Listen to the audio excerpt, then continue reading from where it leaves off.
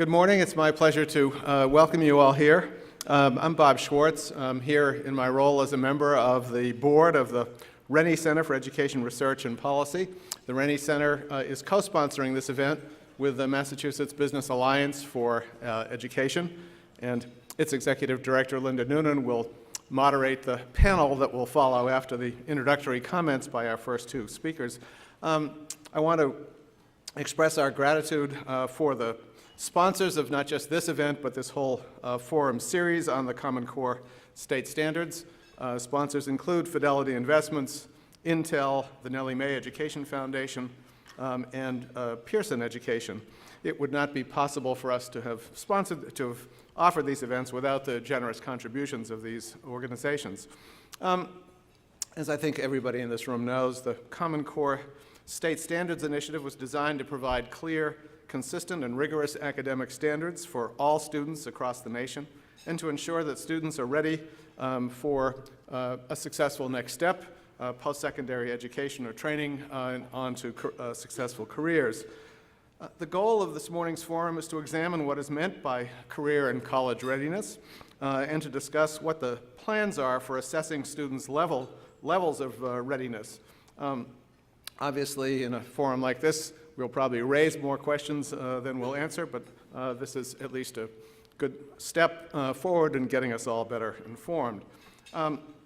It's a real pleasure to have with us this morning both the Commissioner of Elementary and Secondary Education, Mitchell Chester, and the Commissioner of Higher Education, Richard Freeland.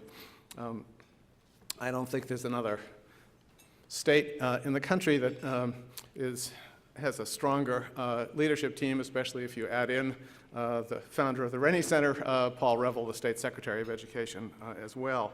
We're going to begin by hearing from Commissioner Chester, who, as many of you know, has been very closely involved with the adoption and implementation of the new standards in several roles, but he is the chair of the governing board of one of the two national state consortia that have been funded by the U.S. Education Department to develop new assessments to measure college and career readiness.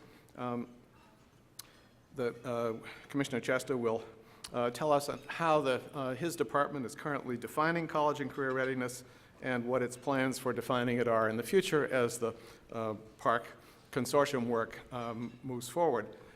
After Commissioner Chester, we'll hear from Commissioner Freeland, who will talk about how our current public system of higher education determines whether or not students are in fact ready for first-year credit-bearing college courses, and we'll also talk about the changes in the new Common Core standards and their implications for the institutions of higher education. After we hear from the two commissioners, we'll hear from panelists who provide us with different perspectives on college and career readiness. As I said before, this panel will be moderated by Linda Noonan of MBAE. She will also then open up the discussion for those of you in the room. I won't give you elaborate introductions for our two commissioners, since I think they're both well known to folks in this room. I'll simply say about Mitchell Chester that he came here after several years as the number 2 person in the Ohio Department of Education.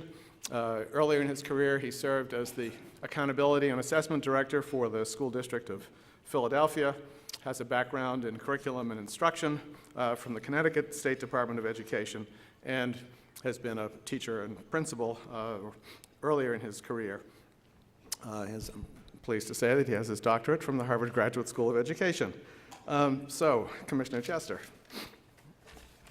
please join me in welcoming him.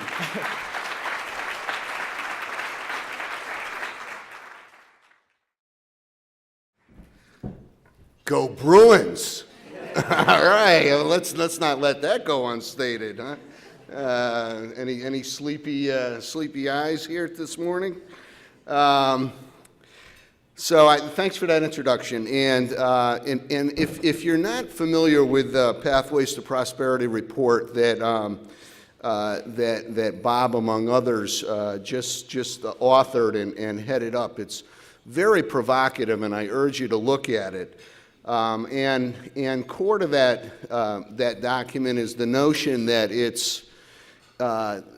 that less and less it's the case that students will leave high school, go directly into full-time 2- or 4-year programs, and have a degree in hand 2 or 4 years later. More and more it's the case that the kinds of pathways that our young adults, that our post-secondary citizens are taking are going to be not what we think of as sort of the traditional pathways, and which raises a very provocative question as to whether or not we're doing a sufficient job of preparing them.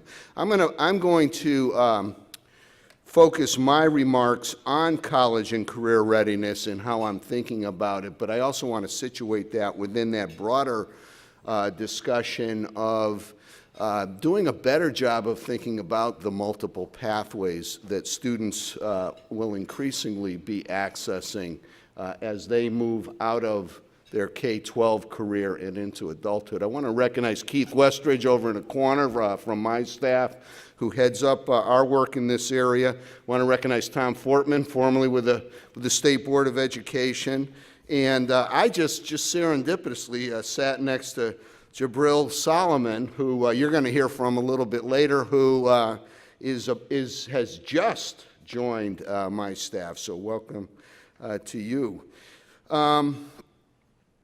I became interested in this notion of college and career readiness a while back, and was particularly interested before I left Ohio in an agenda that would take us away from the current policy framework whereby 50 different states went about defining what was good enough, what a K-12 education would yield in 50 different ways, setting 50 different sets of standards and expectations, and developing 50 different assessments to measure the ways whether or not students were in fact achieving those standards. And it seemed to me, as it did to lots of people, including a lot of folks in this room, that in a world where your economic opportunities are no longer defined by political boundaries, whether they be state boundaries or national boundaries, that it didn't make a whole lot of sense for 50 different states to be going at it in 50 different ways. And so I participated, along with the organization that represents the chief state school officers. That's what the commissioners are referred to across the nation, the Council of Chief State School Officers, and the National Governors Association, in the development of a report that called for a state-led effort to develop a set of standards and expectations for what it would take for students to be ready for success after high school, and to ensure that those standards and those expectations were not just determined in terms of college and career readiness, but that were also internationally benchmarked. That in adopting these standards and these expectations, that the project would pay attention to what the most aggressive nations in the world were expecting of their students. That this is not just a state-by-state competitiveness agenda, but that this is, in fact, an international competitiveness agenda. And that work and that report took place prior to the election of the current administration. And what we've seen since President Obama took office, we've seen a shift in federal education policy to one that really is aligned with the idea that I think of as having come up through the states. A notion that it doesn't make sense in today's world for 50 states to go at this independently, that what it takes to be ready for life after high school, for opportunities after high school, is not very different in Massachusetts than it is in Minnesota, than it is in Texas. And so you see the federal policy discussion at the federal level shift from the no child left behind rhetoric of proficiency, where proficiency is determined state by state, to the mantra of college and career readiness. And we see the Common Core state standard effort, which again is a state-led effort. I try to be deliberate in adding state standards, Common Core state standards to that. Some folks put the word national, Common Core national standards, or national Common Core standards.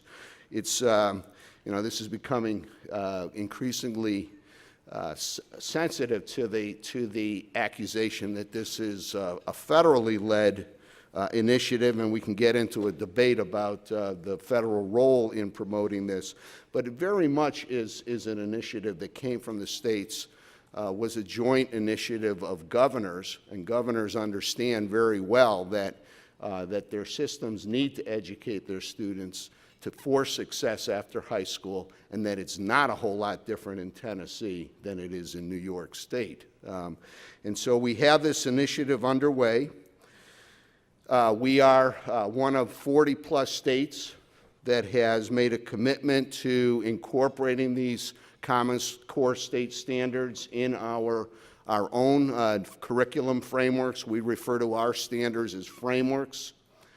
We went through a process of evaluating these Common Core state standards as they were being developed. We were very influential in the development of them. We made it clear from the start that if they didn't represent an added value to our own standards, we were not going to adopt them. We have arguably the strongest standards in the nation, and we did not want to see ourselves move backwards in our expectations for our students. And so we kept an eagle eye on the development process. We had substantial input into what got developed. We looked very carefully at the product once it was developed. We had our own panels of teachers that we brought together, K-12 and higher ed, who evaluated the standards in English language arts and math and gave us their input. The Massachusetts Business Alliance for Education, I know Linda Noonan's here, did their own independent evaluation of the Common Core state standards against our own standards. And at the end of the day, the evidence, the preponderance of the evidence, from my perspective, was very clear that not only were the Common Core state standards in many, at least as strong as Massachusetts, but in many ways they were actually stronger. And I'll highlight a couple of those ways. Now, I don't want to give the impression that that opinion was unanimous, because there were some who believed that by adopting the Common Core state standards, and there remain some who believe that that's not been a good decision for Massachusetts. But when I looked at the evidence and the input of our teachers, our curriculum specialists, the preponderance of the evidence suggested that they were, in fact, a value add to Massachusetts. So let me highlight a couple of areas where I think they've been a value add, and particularly as it relates to college and career readiness.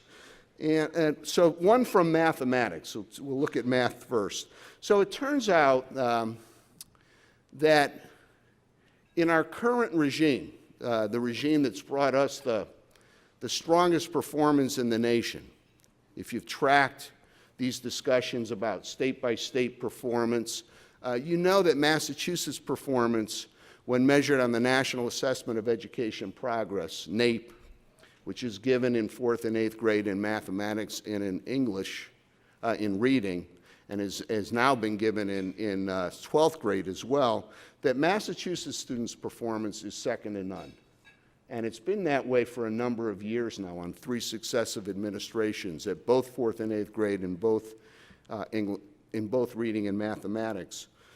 And our own MCAS is recognized as one of, if not the strongest state assessment aligned to the strongest standards in the nation. But despite that, it turns out that over a third of our graduates from our public high schools who matriculate in public campuses in the Commonwealth end up being placed into into developmental courses, into non-credit-bearing courses. And that 38% is across the board. When you look at math versus English language arts, you see that it's even higher in mathematics than it is in language arts. And it turns out that when you look at a lot of research in this area, whether or not students have mastered at least an algebra level content in mathematics in high school is a very strong predictor of whether students are ready for an entry-level credit-bearing math course in higher ed. And an entry-level course credit-bearing course in mathematics in higher ed is not necessarily a very high aspiration. It's a pretty fundamental aspiration, but it turns out that well over a third of our students are judged not to be ready for that credit-bearing course. So one of the things that the Common Core Standards brings to us that's clearly a step forward from our previous curriculum frameworks in mathematics is a much more deliberate attention to the sequence of instruction from the elementary into the middle grades around fractions and proportional reasoning. And it turns out that what we've learned in the last decade plus is that doing a very deliberate and strong job in math curriculum through the 8th grade in proportional reasoning and fractions goes a long way toward preparing students to be ready for algebraic content in high school.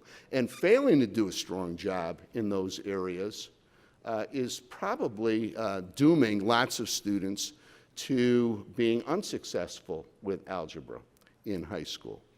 And so the Common Core State Standards have been much more deliberate in paying attention to the progression of instruction in those 3rd, 4th, 5th grade leading into the middle grade years. And I think that's going to be a real value add to us. Let me talk about English language arts.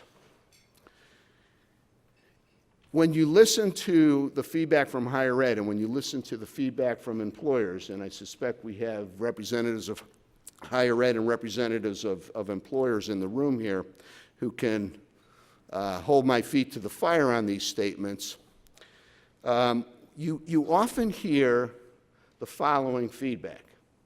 You're not doing a sufficient job of preparing students to read complex informational text, sometimes technical text, and to write in ways that explain and that dissect options for approaching a problem and that make sense out of the pros and cons of those various options and that make recommendations for approaching those.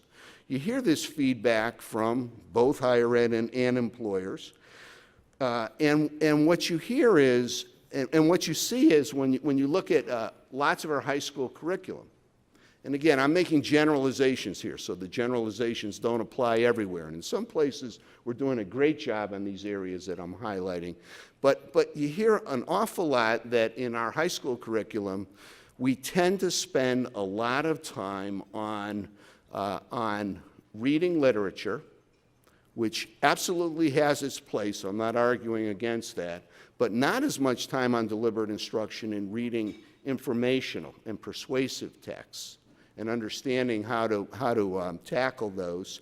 And we spend a lot of time on personal narrative, on students writing about their own experiences. And this may come as a shock to many of you, but not a lot of employers or colleges are looking for students who are great at writing about themselves, about personal narrative. And so again, this is an area where the Common Core State Standards have been very deliberate. They're looking not just at literacy, reading, writing, speaking and listening in literature, but in addition, across the subject areas, there's been a very deliberate attention to those literacy skills in science, in social studies, and I think that's going to be a real good value add to us in Massachusetts that was not part of the frameworks that we had in place prior to the Common Core state standards coming online. I want you to know that in Massachusetts, what we've done is we've incorporated the Common Core state standards in a new revision to our own frameworks in English language arts and mathematics. We have not adopted them whole cloth. We've made some revisions, some tweaks, some additions, particularly in the area of literature when it comes to the English language arts. But we do think that because of the Common Core state standards, our new frameworks are much stronger and much more purposeful about thinking about what it takes to be ready for college or careers. As I finish up, I want to say one other thing, and that's, as you're going to hear from my colleague in higher ed, Richard Freeland. And I'm a very strong believer, and I suspect Richard will endorse this, that if higher ed and the K-12 sector are not working on this together, our chance of being successful for our students is diminished.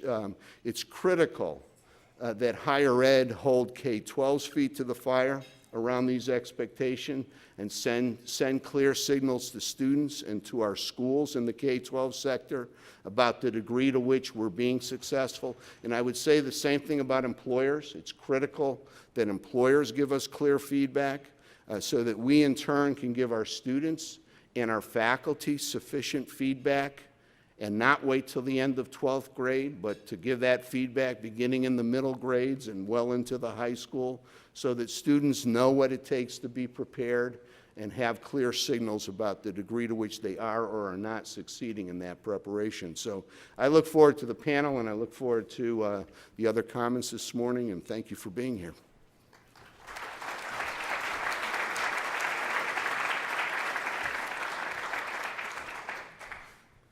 Now it's our turn to hear from Richard Freeland.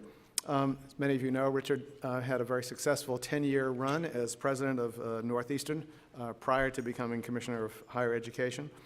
He spent his whole career in urban higher education, most of it here in Massachusetts, many years in several different leadership positions at the University of Massachusetts Boston campus. He also spent several years as the Vice Chancellor for Academic Affairs at the City University of New York. Also, a couple of stints as a visiting faculty member, one at my institution, the Harvard Graduate School of Education, and also one more recently at Clark University. Richard is a historian by training, graduated from Amherst College, and has a doctorate from the University of Pennsylvania. Please welcome Richard Freeland.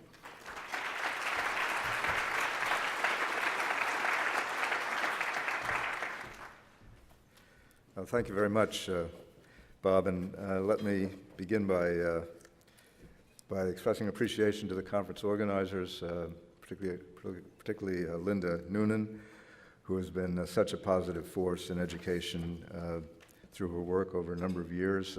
Thank you for bringing us all together in this way. Let me also recognize one of my board members that's here, Nancy Hoffman from the Board of Higher Education. Are there any other, I didn't see any other BHE board members here. And let me thank, in particular from my staff, Andrea Kelly, who is our point person on interactions with K through 12 and is doing such a good job in that respect. A couple of introductory remarks.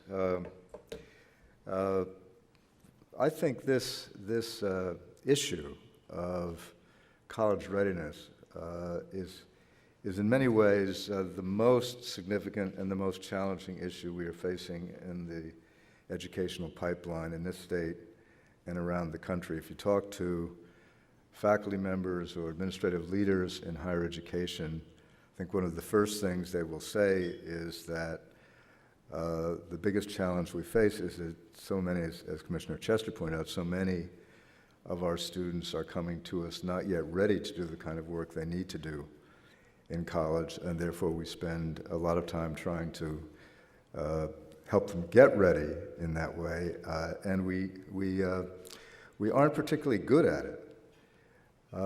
Commissioner Chester cited the statistics of students placing into remediation, they're very, very high, very troubling. In the community colleges, something like 60%, I think, Andrea, of the students placed into remedial math. It's as high as 20% in the state universities, not quite as high in English language arts.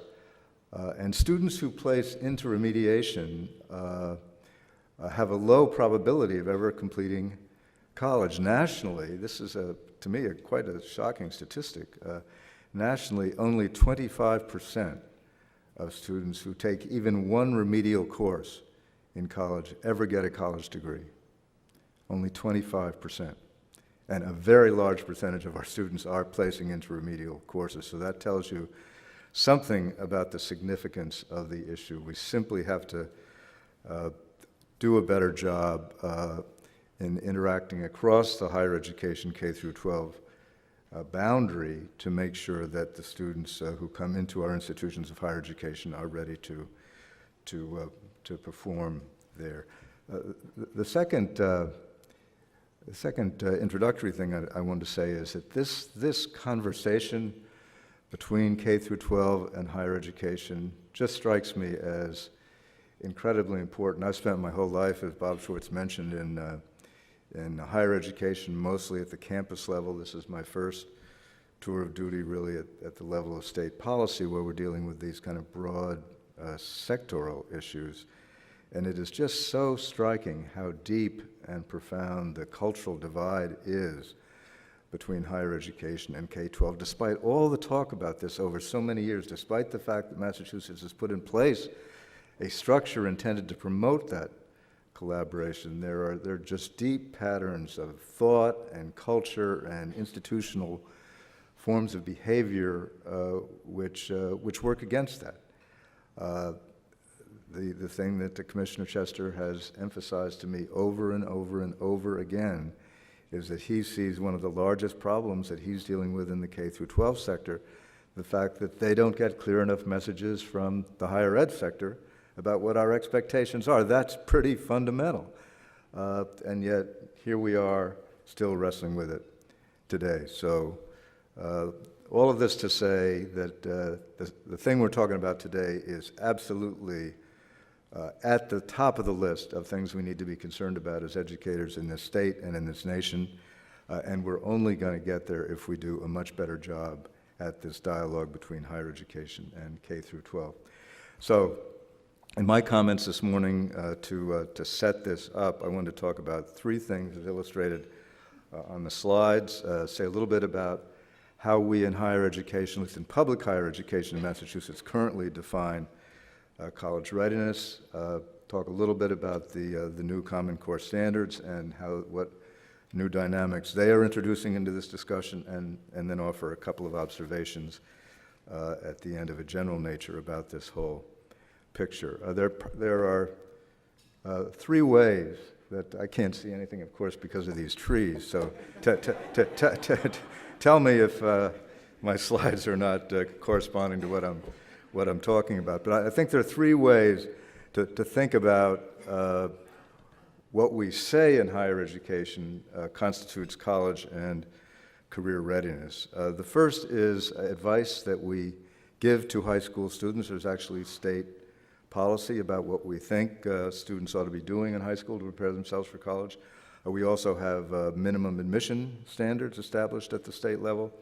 And finally, we have systems to place students into credit-bearing courses when they arrive on our doorstep.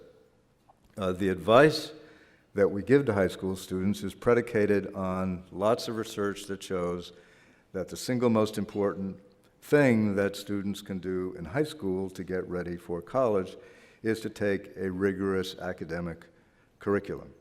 And so some years ago, through a collaboration of higher education and K through 12, such a curriculum was identified. It is called Mass Core, and it includes things that you would expect it to include 4 years of English, 4 years of math, 3 years of history, 2 years of a foreign language, something in the arts, and a few optional courses around the edges. It actually looks to me pretty much like what I would have been told when I was in high school was what I needed to do to get ready for college. That is That is the advice that we give to students, and in fact, a significant percentage of high school students in Massachusetts are currently taking some version of Mass Core in their high schools. That is different from what our minimum admission standards are. Our minimum admission standards are close to, but not fully aligned with Mass Core. For example,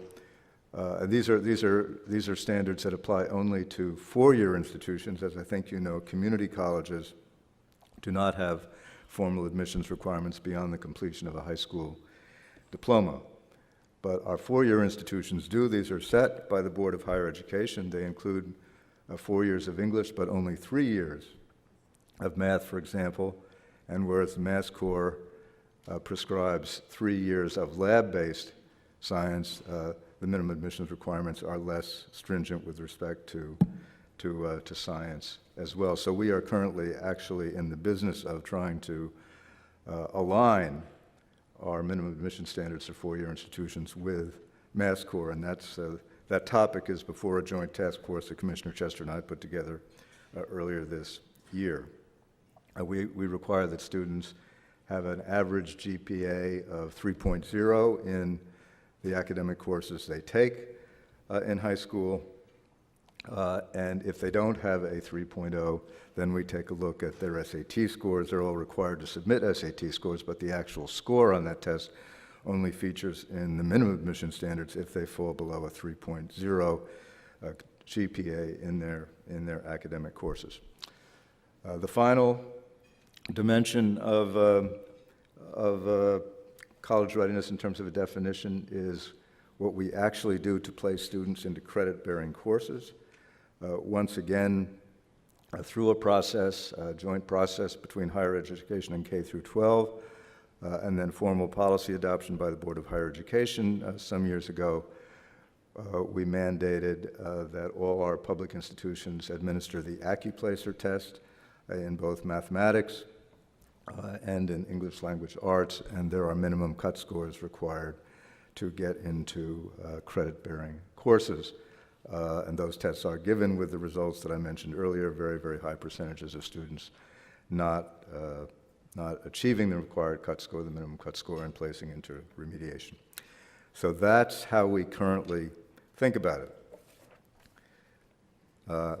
Here's how we communicate it to, does the slide move forward, Andre? Here's how we communicate it to high school students through conventional channels. We rely on campus admissions. A lot of this happens locally through campus admissions offices and campus recruitment efforts, our interactions with high school counselors and teachers. When students arrive on our doorstep, they interact with placement officers who look at their scores on the AccuPlacer and other factors in their background and place them into an appropriate coursework.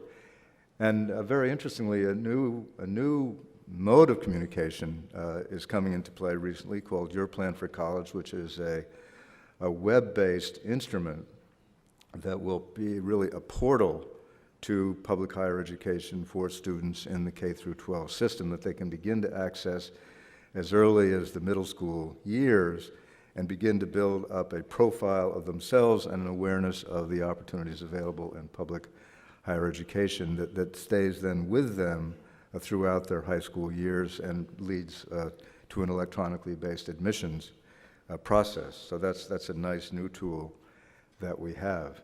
But despite all that I have just said, despite the existence of these minimum standards, despite the advice that we give and that we advertise widely in all the ways that I've mentioned, despite our interactions with high school guidance counselors, nonetheless, the basic message I get from my colleague, Commissioner Chester, is we in K through 12 don't know what you guys in higher ed expect. There is a vast gulf in understanding between our two sectors in terms of what college readiness really means. So that is why we are having the discussion that we are having today, because this phenomenon is true all across the country. And it was the background, as I think Commissioner Chester pointed out, for the American Diploma Project achieved discussions, which led to this, ultimately to a shared definition through the national discussion that Commissioner Chester mentioned about what college and career readiness means, and I have put on the screen the statement that came out of that discussion, defined as mastery in English and mathematics, and in addition, possession of skills in the areas of critical thinking, communications, problem solving, and teamwork. Those ideas are related to what we're currently talking about, but they're a little bit different. There's some different elements. The emphasis on math and English rather than some of the other academic subjects, for example. The emphasis on 21st century skills like problem solving and teamwork, which are not things that we currently talk about in Mass Corps, for example. They're not things we conventionally talk about in terms of college readiness historically.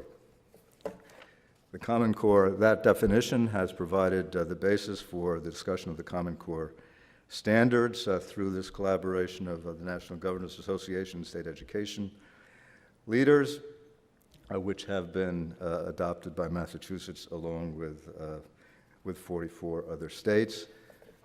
We are now in the business of trying to translate those standards into an assessment mechanism, and that is what this PARC initiative is all about. Commissioner Chester is heading up one of two national consortia, federally supported national consortia, to think about how we translate these new Common Core standards into an assessment mechanism that will be consistent with them and therefore common across the country and across states and shared between higher education and K through 12.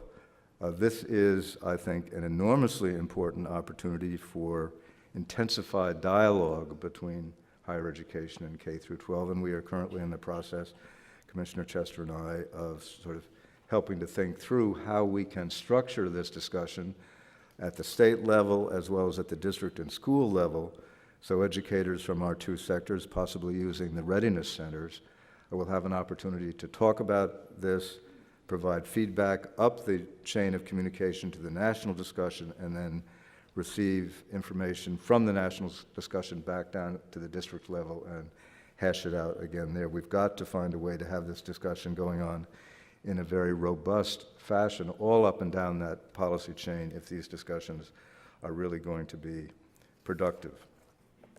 So a couple of observations about this whole current discussion of Common Core standards and the Common Core assessments through PARC. The basic goal, of course, is to end this long-standing unevenness of standards around the country and the long-standing discrepancies between the way this is thought about between higher education and K-12. If we can achieve those two things, it will be wonderful, and I have to say also amazing.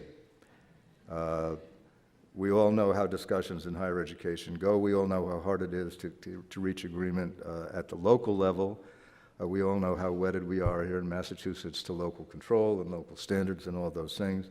The notion that we can actually do this at the national level, get agreement across the states, and at the same time agreement between higher education and K-12, strikes me as one of the more ambitious public policy discussions I've ever been involved in. But if we can do it, it will be enormously important, and I'm thrilled that we are associated with it. I would make a couple of other observations about this process. If we succeed with what we're talking about, it will resolve, in principle, one of the most striking phenomena going on in Massachusetts today, which is this mismatch between MCAS standards and what happens with Accuplacer outcomes. We have, as Commissioner Chester pointed out, perhaps the highest standards for high school graduation through the high-stakes MCAS tests. The performance of our young people on national tests consistently show that. And yet, as I mentioned, many people meet that standard and yet place into remediation after they take the Accuplacer tests. And even more striking to me, when I ask my colleagues in national discussions, how do we compare with other states in terms of the percentage of students coming out of high school placing into remediation, given the fact that our high school graduation standards appear to be at the top of the charts among the states. How do we compare with other states in terms of the percentage that place into remediation? You know what the answer to that is? We're about average. How can that be? How can it be that Massachusetts is no better than average in the percentage of students placing into remediation when they enter public higher education, when our standards for graduation from high school are the highest in the country? I wish I fully understood that, but the one thing that makes clear is that there is an issue between the messages that students get and family members get, which is that MCAS is the holy grail, pass MCAS and you've done what we expect of you, and what we actually end up expecting in college, which is quite different than that. We don't even look at MCAS. Now, we're prohibited by law, perhaps you didn't know that, we're prohibited by law from looking at MCAS scores when students are applying to college. We only look at the high school record and at the AccuPlacer score. So this Common Core Standards movement has the potential to move us past that whole discussion and get us on the same platform, and that would be enormously helpful and important. The second point I would observe has to do with what are conventionally called 21st century skills. I mentioned this a moment ago. That definition, that Achieve ADP, American Diploma Project definition of college and career readiness, includes things that we haven't historically talked about. These happen to be very close to my heart. Bob mentioned that I'd spent 10 years at Northeastern, which, as you know, is all about the interaction between theory and practice. The curriculum there is all about the interaction between what you learn in the classroom and what you can do in the real world. And that's what these 21st century skills are about. It's not just enough to be able to write a paper about something or to analyze it theoretically in an academic context. The question is, what can you do with it in some real world setting? This is a new challenge. This takes us beyond the challenge of getting everybody to the same level on traditional academic measures, but how do we actually build skills in high school and in college and incorporate in the curriculum these new things, which in fact many academic people don't know a whole lot about, because most of the people teaching in these classrooms, including in the college classrooms, have never been challenged in this way. So I find this a fascinating additional dimension to this whole discussion. The final point I would make is the obvious one, which is that we can set these, it's enormously challenging to set these standards and to have this discussion and to get to some agreement about all this. But at the end of the day, the question of can we do it educationally remains. And I think that is the underlying reality. Do we know how to work with students in a way that's effective, that will really move the required percentage of students to these new standards? That is a challenge which lies underneath the discussion about standards, and which will be in front of us once we get past this very important discussion that we're currently having. Thank you very much.